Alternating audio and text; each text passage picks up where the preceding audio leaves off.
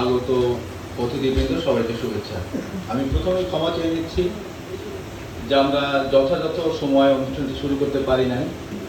আমাদের 11টা টাইম ছিল, 1.5 ঘন্টা আমাদের অতিবাহিত হয়েছে। আমাদের অনুষ্ঠান স্থলটি হাউসফুল ছিল, যেহেতু বাজারের অধিকাংশ ব্যবসায়ী, প্রত্যেকের গুরুত্বপূর্ণ সময়, আর আমাদের অতিথিরাও আসতে গিয়ে তাদেরও গুরুত্বপূর্ণ কাজ করতে হয়েছে, বিধায় একটু লেট হয়েছে। আমি সেজন্য ক্ষমা প্রার্থনা করছি আপনাদের সবার কাছে।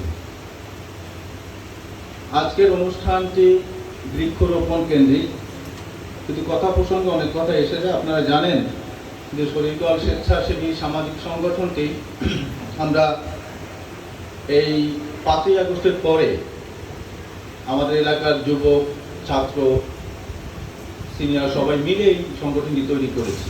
এর পিছনে একটি উদ্দেশ্য ছিল যে এটি একটি অরাজনৈতিক সংগঠন, অসাম্প্রদায়িক সংগঠন। সব ধর্মের, সব দলের লোকজন এখানে থাকবে এবং নিঃস্বার্থভাবে সামাজিক কর্মকাণ্ড আমরা করব, যেখান থেকে ভালো কিছু, ভালো মানসিকতা আসবে।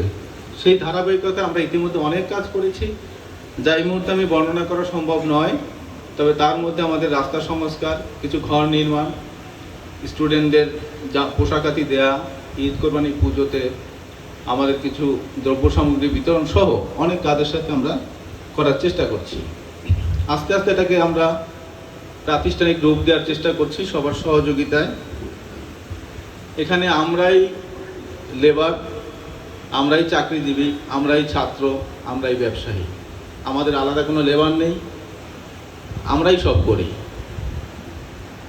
তো আমি আজকে যারা এখানে উপস্থিত রয়েছেন, বিশেষ করে ইউনো মহোদয় রয়েছেন, অ্যাসিস্ট্যান্ট মহোদয় রয়েছেন, কৃষি অফিসার মহোদয় রয়েছেন, আমি ওনাদের প্রতি একটি দাবি রাখতে চাই যে আমাদের মাননীয় তথ্যমন্ত্রী জহিরুদ্দিন স্বপন এই এলাকার মন্ত্রী। এর আগে 2001 থেকে 6 উনি এমপি ছিলেন।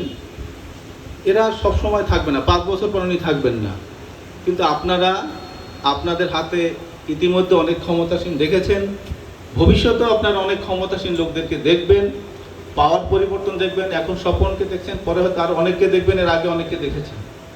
সুতরাং আমি মনে করি আপনাদের প্রতি দায়িত্ব অনেক বেশি, যেহেতু আপনারা স্থায়ী। আপনারা সবাইকে দেখবেন, আপনারা রোড থেকে আপনারা অনেক দূরে যাবেন, একসময় আপনারা এই সচিব হবেন, গুরুত্বপূর্ণ দায়িত্বে থাকবেন।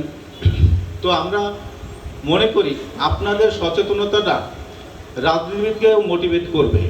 যদি আপনারা আপনাদের নীতি আদর্শ ধরে রেখে শক্ত থাকতে পারেন, আমার মনে হয় সব জায়গায় যত বড় রাজনীতিবিদই হোক না কেন, তারাও সেই লাইনে থাকবেন, সততার সাথে কাজ করবে।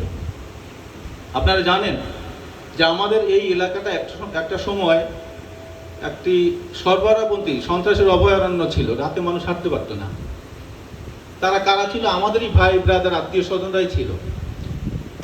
এখন রাস্তাঘাটে তখন রাতে হাঁটলে দেখা যেত অস্ত্রধারী লোক, আর এখন যদি আপনি রাস্তায় হাঁটেন রাতের মধ্যরাতে, দেখবেন গাঁজাখোর, মদখোর, ইয়াবাখোর। পার্থক্য এই জায়গায়। তখন ছিল অস্ত্রধারী, তারা নাই, তারা সংশোধন হয়ে আমরা আবার স্বাভাবিক লাইনে চলে আসছে, সুস্থ ধারা রাজনীতিতে আসছে। এটা জহিরুদ্দিন স্বপন 2001 সালে বলেছিল যে আমি যদি ক্ষমতায় আসি এদেশে, আমি বৈধ অস্ত্র এনে আমি অবৈধ অস্ত্র দূর করব।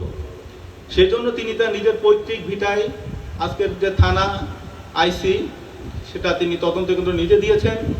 এবং আস্তে আস্তে আমাদের সেই দুই গ্রুপের সেই মহাযজ্ঞ থেকে একটি কাঙ্ক্ষিত ফল, তাদের মধ্যে আন্ডারস্ট্যান্ডিং এবং একটি সৌহার্দ্যপূর্ণ সম্পর্কের মাধ্যমে সেটা বিলুপ্ত হয়েছে। কিন্তু